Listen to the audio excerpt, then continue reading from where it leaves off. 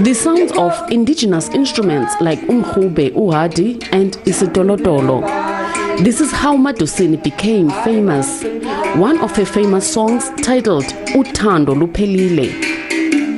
Uthando luphelile nos mama.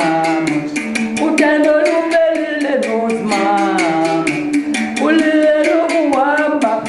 Born Latozi Mpahleni in 1943 in Kwadlomo village in Mthatha, Madosini used to look after her father's livestock. At the age of 9, she spent her days in the field. That's how she came to know about the instruments. I was taught umkhube, uhadi and isidolodolo by older girls in the field. While we watched livestock, they even taught us how to make our own instruments. She shot to stardom in 1974 during the filming of a movie titled Maxhosa at Maxhosa village in Libode. Utasa undibona kusanteki ndiqalisa ndisitsho ndithi ukudema mpondweni. It was in June 1974 when we saw many cars at Maxhosa village. We rushed there and I was appointed as a cook for a film that was shot. One day we were all invited and told that each one of us must present their culture, whether by singing, dancing or playing instruments. I showed the instruments to Victor Ndoni, who was the director of that film. He asked me to play and I did it. He liked it and he told the other directors who were white. They also liked it. And they told me to keep the instrument safe.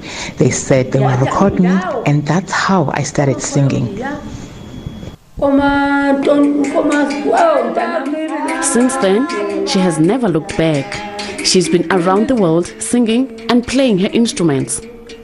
Being on tour can be demanding, especially the older she gets.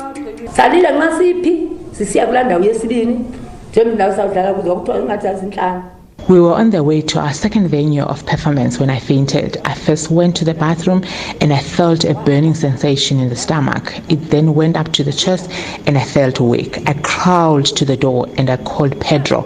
I heard him cry and I passed out. I don't know what happened next.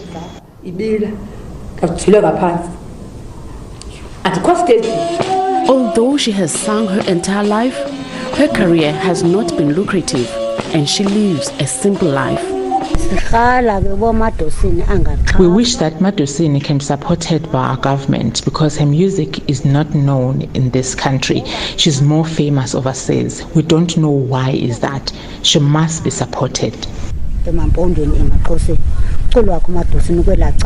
They said they need a machine that would convert it into digital format so that it can be accessible. When I shared my experience with the community, they showed so much eagerness to be able to watch that particular movie. And I would love to them to watch because even their children are here. They've never seen their parents, who were still young then, vivacious. They never saw them participating in such a thing. Her family says the singer has been exploited. Overseas, people want Madosini for perform or festival or something. Maybe they can meet someone and tell, how I can find this lady? Maybe it's got some piece of music of Madosini. And that person maybe said, this person passed away a long time. Or said, this person is no longer stay in Cape Town anymore, is not a musician anymore. So we do get things like that. My sister has a huge responsibility. Children, grandchildren, and our wives depend on her. She is our pillar. As old as I am, when I go to her with a problem, she solves it.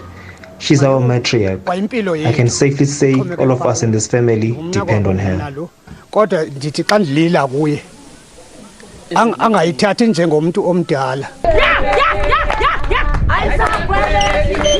Mama Madosini has shared the stage with many artists, including the likes of Thandi Swamazwai and Lungiswa Plaatjes. Recently, the singer composed a song about COVID-19.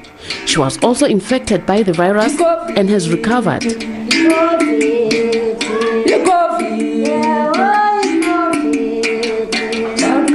Though Madosini moved to the Pondoland before she started music, she remains rooted to her Xhosa culture. Most of her band members are Pondo women and they always wear their Pondo regalia.